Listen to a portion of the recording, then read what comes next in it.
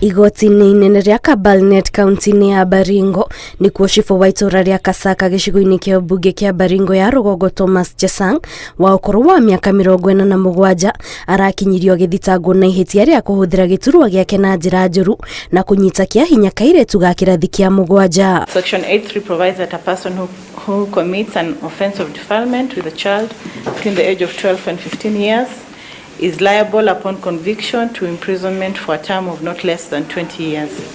Taking into account the issue of gravity of the offense herein is a felony.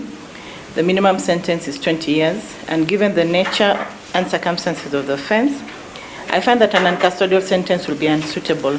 Kurerikana mũndũrũme ũyũ atabandirie gĩko gĩkĩ makĩria ma rita rĩmwe kuona ambĩrĩrie kũnyita kĩahinya kairĩtu kau kwambĩrĩria mweri wa kerĩ mwaka wa 2021 nginyagia mweri wa kanana, ũndũ ũrĩa ũrerikana wacũngĩrĩirie kairĩtu kau kohenda na oho karware mũrimũ wa meciria. He was the assistant chief of the area where the victim resided.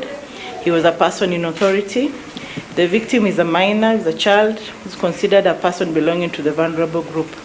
She also suffered serious psychological effects from the ordeal that she has had to be placed in witness protection and undergo counseling.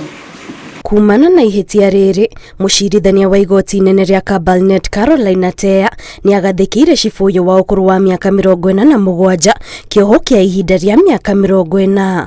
The offense herein provides for a minimum sentence of 20 years. Given the circumstances and issues discussed as above, it is only just that the court hands down a deterrent sentence. The accused is therefore sentenced to serve 40 years in jail, right of appeal 14 days. Kũringana na mũcirithania Atea, kĩoho gĩa cibũ ũyũ kĩagĩrĩire gũtuĩka kĩonereria kũrĩ mũndũ ũngĩ ũrĩa ũngĩkorwo na rĩciria rĩa waganu ta wa cibũ ũyũ wa kũnyita mwana kĩahinya amu gũtirĩ mũndũ ũrĩ igũrũ rĩa watho.